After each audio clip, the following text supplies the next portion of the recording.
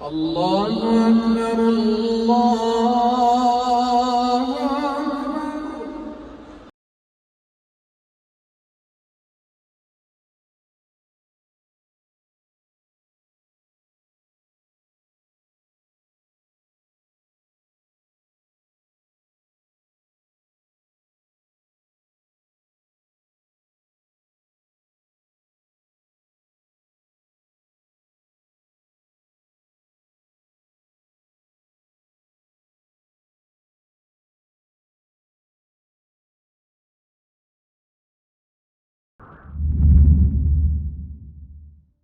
Elhamdülillahi Rabbil alemin ve salatu ve selamu ala eşrefil enbiya vel murselin nebina Muhammedin ve ala alihi ve sahbihi ecmaîn.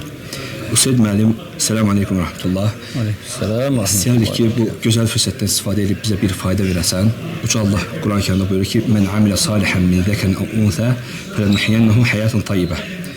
Mömin olduğu halda kişi və qadınlardan salih əməl görəni gözəl həyat bəxş edərik, xoşbəxt həyat bəxş edərik. Bu ayə barəsində bizə biraz danış. Bismillah, elhamdülillah ve salatu ve selamu ala Resulullah me ba'd. Bəli, ola bilsin ki, həmin insan dünyada zəngin olmasın, dünyada afiyet içində, sıhhat içində olmasın. Ola bilsin ki, yəni dünyada onun sıxıntıları olsun. Bununla beraber onun imanı onun qəlbinin cənnət olduğuna görə o insanın qəlbindəki xoşbəxtlik həmin dünyada yaşayan ən zəngin, ən muafa, sağlamlıq içində olan insanın qəlbindəki sururdan və sevincdən daha çoxdur. Bu həqiqətə danılmaz həqiqətdir.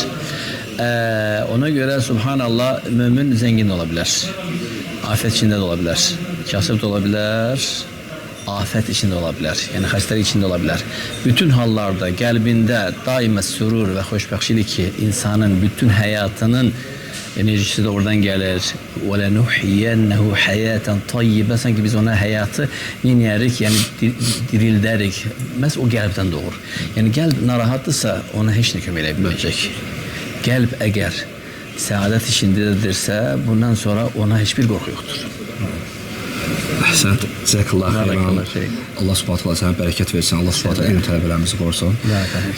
Subhanakallahumma hamdik və əşhədu en la ilahe illə ente, estağfiruke və etûbü ileyk.